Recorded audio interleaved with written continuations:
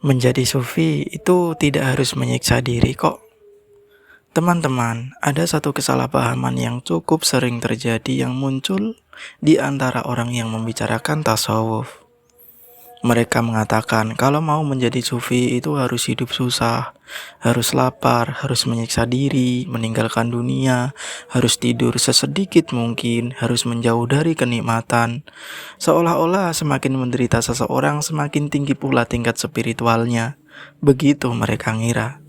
Nah, di sini kita perlu membedakan antara menahan diri dan menyiksa diri. Itu adalah dua hal yang sangat jelas perbedaannya sebenarnya. Menahan diri itu kan berarti seseorang mampu mengendalikan keinginan ketika memang perlu. Iya kan? Menyiksa diri berarti sengaja memberikan penderitaan kepada diri tanpa alasan yang benar, tanpa alasan yang mendasari. Jadi, kalau ada orang makan secukupnya karena ingin melatih pengendalian diri, itu berbeda dengan orang yang sengaja membuat tubuhnya rusak hanya karena supaya terlihat seperti sufi. Dalam sejarah tasawuf memang ada tradisi zuhud.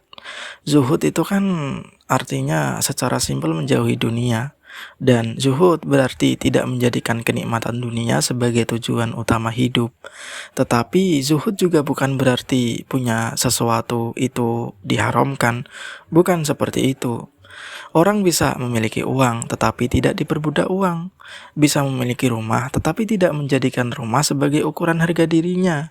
Bisa menikmati makanan tetapi tidak menjadi budak selera.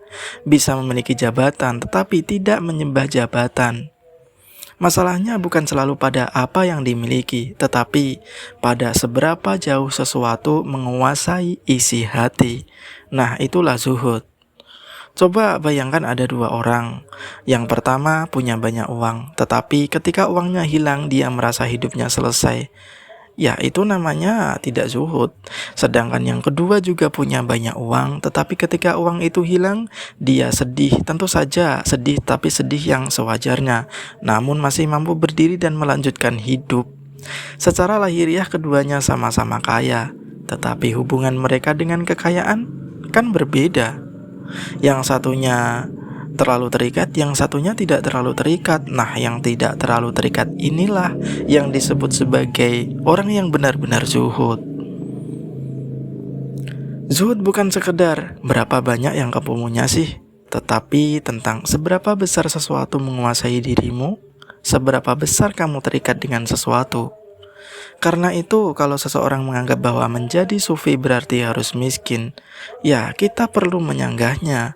Memangnya sejak kapan kemiskinan otomatis berarti kesucian?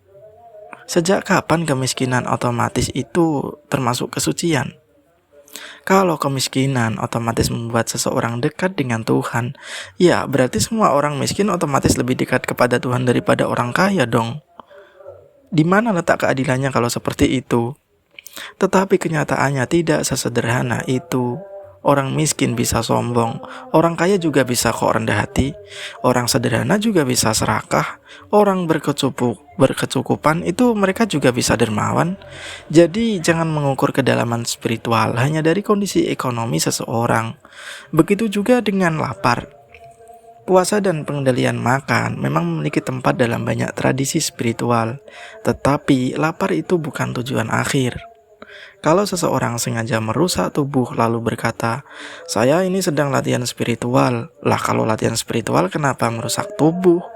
Kita harus mempertanyakan lebih lanjut, memangnya apa yang sedang dilatih kok merusak tubuh? Emangnya melatih kesabaran harus seperti itu? Emangnya mengendalikan diri harus seperti itu? Atau justru itu keinginan untuk merasa lebih suci daripada orang lain? Bukankah manusia bisa saja menyiksa tubuh tetapi tetap tidak mampu mengendalikan kesombongan? Kalau ego tetap besar, penderitaan fisik itu belum tentu menghasilkan kedalaman batin. Sufi juga tidak harus membenci dunia kok. Sufi nggak harus membenci dunia kan? Ini penting, kalau dunia memang harus dibenci. Lalu kenapa manusia diberi keluarga, pekerjaan, makanan, tubuh, alam, dan berbagai kenikmatan yang bisa digunakan dengan baik? Yang perlu diubah itu bukan selalu dunianya, tetapi hubungan kita dengan dunia yang perlu diperiksa, terlalu melekat atau tidak. Kamu boleh kok punya pekerjaan, punya rumah, punya kendaraan, boleh kok makan enak, menikmati hidup. Tetapi jangan sampai dong semua itu menjadi pusat identitasmu. Ketika sesuatu datang, kamu bersyukur. Ketika sesuatu pergi, kamu tetap mampu berdiri. Itu jauh lebih sulit daripada sekedar hidup miskin, kan? Dan menurut saya, ini justru bentuk latihan yang lebih nyata.